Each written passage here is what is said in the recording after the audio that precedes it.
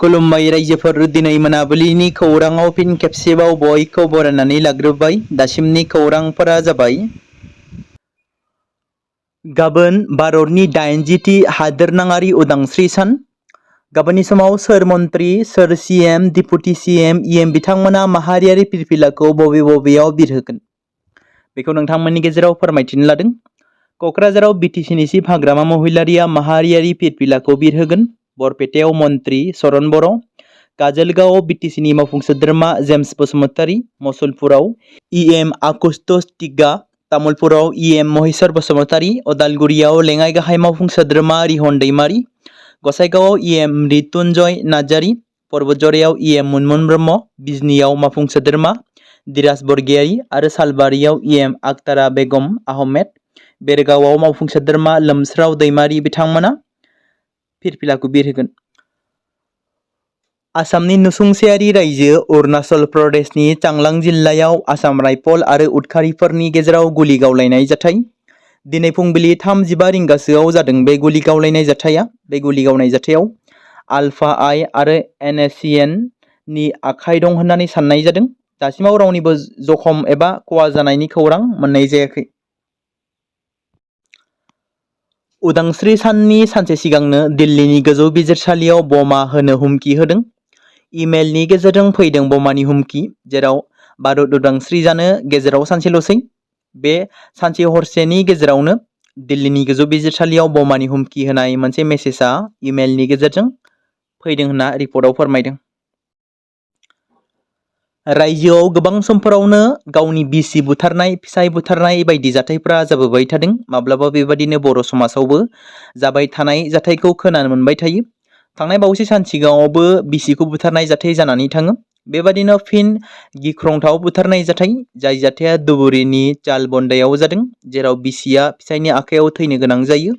बे जाथाया धुबुरी जिल्लानि बन्दिहाना पुलिस थानानि सिङाव थानाय सालबान्दा ओनसोलाव जादों। खौरां मोननाय बायदिब्ला आली परमानिक मुंनि सासे सुबुंनि सायाव बन्दिहाना पुलिस थानानि सिङाव थानाय सालबन्दायाव गावनि गिबि बिसि मुमताज बेगमखौ बुथारनायनि अजदआव हमनाय जादों। बे बुथारनाय जाथायखौ मोननै जाहोनखौ लानानै नखरनि दाङाबाजिनि गेजेरजों सोमजिदों होनना सन्देह खालामनाय जादों। जाथायनि बागै खौरां मोननानै बन्दिहाना पुलिसा जाथाय जायगायाव सहैयो आरो बिनि फिसाय आली प्रमानिकखौ खायो। पुलिसा बुथारनायनि गुबै जाहोनखौ नायबिजिरगासिनो दं आरो माबोरै बे जाथाया जाखो बेनि सायाव आरोबाव नायबिजिरगासिनो दं। पुलिसनि नायबिजिरनाया जोबखांनायनि उनावसो बुथारनायनि गुबै रिपर्ट एबा गुमुरखौ सोराङाव फैगोन होननानै फोरमायदों। बिटिसि सोरखारा मेट्रिक आनजादाव उथ्रिसार जानो हानाय लोगोसे माखासे गुन गोनां फरायसा फरायसुलिफोरनो दान बान्था होगोननि खोथा होदोंमोन। नाथाय बे दान बान्थाफोरखौ थारैनो गुन गोनां सोलोंथाइ गोनां फरायसाफोरा मोनगोन ना? बे सोंथिखौ गोबां सुबुंफोरा गारां दिखांदोंमोन। मख'जाथावदि थांनाय माखासे दान सिगाङाव बड'लेण्डनि इयुनखौ गोख्रों खालामनाय थांखिजों बिपि पार्टीनि बान्था होनाय थांखि गोजोन खौसेथि जौगानायनि थाखाय बान्था होनो थांखि लादोंमोन। फारियै बर' फरायसाफोरनि गेजेराव मेट्रिक आनजादाव सा 10 टपार जानायफोरनो 5 लाख रां, बिमा राव एबा जायखिजाया हारिनि एमएल आयदायाव 100आव 100 मार्क मोननायफोरनो 3 लाख रां होनो थांखि लादोंमोन। थारैनो बिटिसि सोरखारनि फोसावनाय बे बान्थाखौ फरायसाफ्रा मोनगोननि बे समाव इसारा मोननाय जादों, जेराव बिपिएफनि लाइमोन दैदेनगिरि कास्तम बसुमतारीया बे समाव होगोननि बाथ्रा फोरमायदों। जेराव ओइचएस आरो ओइचएसएलसि आनजादाव जाय फरायसाफ्रा टप 10 मासि आवग्रिनो हादों आरो जायखिजाया बिमा राव एमआइएलआव टपार जानो हानाय फरायसाफोरनो 3 लाख रां आरो 5 लाख रांखौ बिटिसि सोरखारा होसिगोन होनना बाथ्राखौ बुंदों कास्तम बसुमतारीया। हर घर तिरंगा मोन्थोरजों तामुलपुराव हादोरारि फिरफिला बिरहोनानै रेलि खालामदों। फैबाय थानाय भारत उदांस्रि सानखौ नोजोर होनानै तामुलपुर जिल्ला खुंथायनि बानजायनायाव हर घर तिरंगा मोन्थोर लानानै भारतनि हादोरारि गोथार फिरफिलाखौ आखाइ आखाइ लानानै रेलि खालामदों। बे हाबाफारिखौ तामुलपुर जिल्ला बेंगिरि सिमिकरनआ बेखेवनानै होदों। तामुलपुर जिल्लानि ससिपुर डन बस्क' स्कुलनिफ्राय जागायनानै दारांगा मेला भुटान गेटसिम बे हाबाफारिखौ मावफुङो। जेराव ससिपुर डन बस्क' स्कुलनि फरायसाफोर, जिल्ला खुंथायनि मावफारिया एसएसबि, एएस आलआरएम आरो ओनसोलनि सेल्फ हेल्प ग्रुपनि गोबां सोद्रोमाफोरा बे रेलियाव बाहागो लादोंमोन। बे हाबाफारियाव बाहागो लानानै तामुलपुर जिल्ला बेंगिरि सिमिकरन बिथाङा बुङोदि बे हाबाफारिनि थांखिया जाबाय सुबुंफोरनि गेजेराव हादोरनि फिरफिलाजों अनलायनायखौ गोथौ खालामनाय आरो उदांस्रि साननि सिगां हादोरसेयारि अननायखौ बांहोनाय।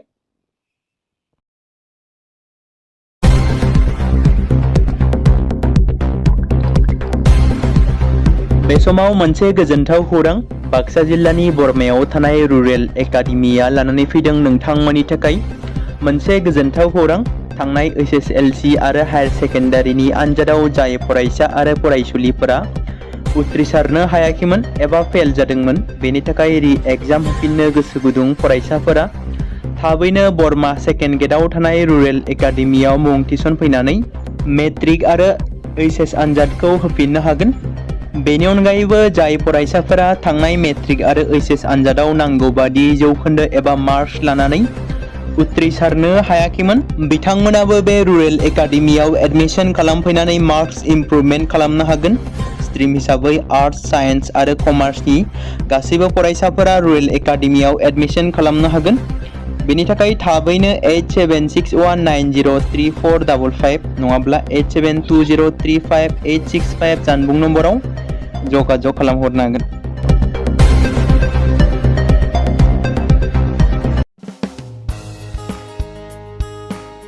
बे समाव मोनसे गोनां फोसावथाय बर' सावथुन नायनानै मोजां मोनग्रा गासै बर' रायजो राजाफोरनि गेजेराव लानानै फैदों मोनसे बर'नि OTT प्लेटफर्म गोनां, जाय प्लेटफर्मनि गेजेरजों नोंथांमोना बर'नि गोदान गोजाम सावथुनफोरखौ नुनो मोनगोन। थांनाय माखासे बोसोर सिगां बर'नि गेजेराव लानानै फैनाय निउबो एप बायदिनो फिन आरोबाव लानानै फैदों बर' रायजो राजाफोरनि थाखाय।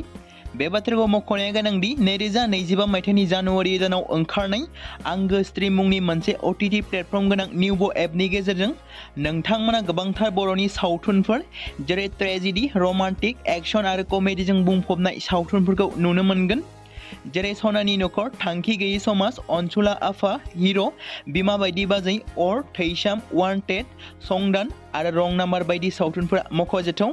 बेफोर सावथुनफोरखौ नायनो थाखाय नोंथांमोना गिबियावनो आंगो स्ट्रिम एपखौ गाव गावनि मबाइलाव थानाय प्ले स्ट'रनिफ्राय डाउनल'ड खालामनानै लोगोसे इनस्टल खालामनानै गावनि मबाइल नाम्बारजों लगइन खालामनानै लाग्रोनांगोन। बेनि उनाव नोंथांमोना गोबांथार नुनो मोनै सावथुनफोरखौ गुगोल पे, फन पे आरो पेटिएमजों रं नाम्बार सावथुनखौ नायनो थाखाय 60 रां आरो संदान सावथुनखौ नायनो थाखाय 80 रां, वान्टेड सावथुनखौ नायनो थाखाय 60 रां, थैसाम सावथुनखौ नायनो थाखाय 60 रां, बेबायदिनो गोबांथार नुनो मोनै सावथुनफोरखौ नायनो थाखाय सुबिदा खालामनानै होदों आंगो स्ट्रिम प्लेटफर्मा। फिन नोंथांमोननि गेजेराव फोरमायबावनो लादों बर' सावथुन नायनानै मोजां मोनग्रा गासै बर' रायजो राजाफोरनि गेजेराव लानानै फैदों मोनसे बर'नि OTT प्लेटफर्म गोनां, जाय प्लेटफर्मनि गेजेरजों नोंथांमोना बर'नि नुनो मोनै सावथुनफोर जेराव गोदान गोजाम सावथुनफोरखौ नुनो मोनगोन।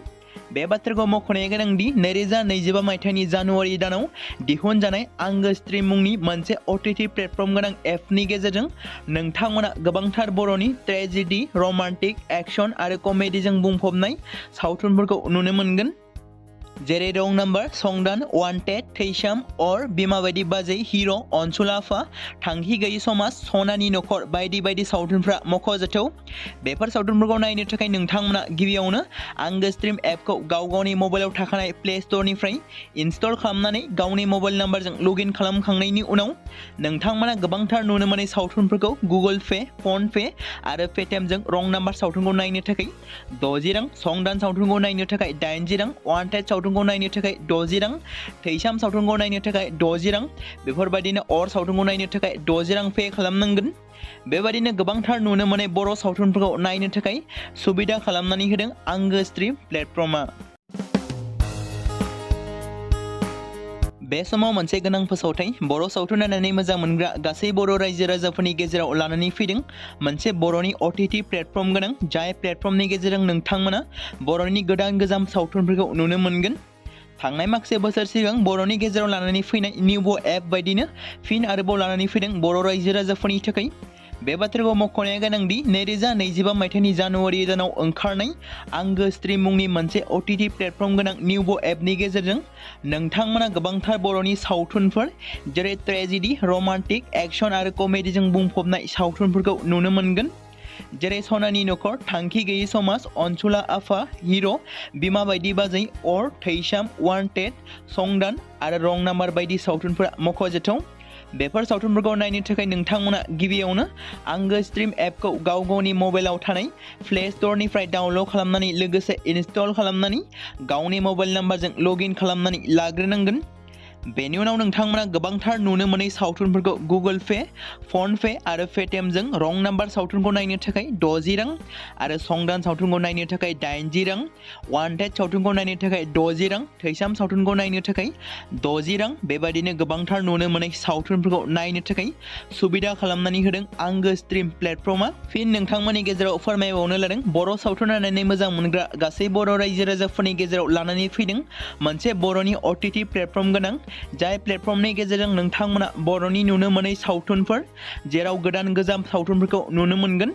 बे बाथ्राखौ मख'नाया गोनांदि 2025 मायथाइनि जानुवारि दानाव दिहुनजानाय आंगो स्ट्रिम मुंनि मोनसे OTT प्लेटफर्म गोनां एपनि गेजेरजों नोंथांमोना गोबांथार बर'नि ट्रेजेडि, रमान्टिक, एक्शन आरो कमेडिजों बुंफबनाय सावथुनफोरखौ नुनो मोनगोन। जेरै रं नाम्बार, संदान, वान्टेड, थैसाम, अर, बिमा बायदि बाजै, हिर', अनसुला आफा, थांखि गैयि समाज, सनानि नखर बायदि बायदि सावथुनफ्रा मख'जाथाव। बेफोर सावथुनफोरखौ नायनो थाखाय नोंथांमोना गिबियावनो आंगो स्ट्रिम एपखौ गाव गावनि मबाइलाव थाखानाय प्ले स्ट'रनिफ्राय इनस्टल खालामनानै गावनि मबाइल नाम्बारजों लगइन खालामखांनायनि उनाव नोंथांमोना गोबांथार नुनो मोनै सावथुनफोरखौ गुगोल पे, फन पे आरो पेटिएमजों रं नाम्बार सावथुनखौ नायनो थाखाय 60 रां, संदान सावथुनखौ नायनो थाखाय 80 रां, वान्टेड सावथुनखौ नायनो थाखाय 60 रां, थैसाम सावथुनखौ नायनो थाखाय 60 रां बेफोरबायदिनो अर सावथुनखौ नायनो थाखाय 60 रां पे खालामनांगोन। बेबायदिनो गोबांथार नुनो मोनै बर' सावथुनफोरखौ नायनो थाखाय सुबिदा खालामनानै होदों आंगो स्ट्रिम प्लेटफर्मा।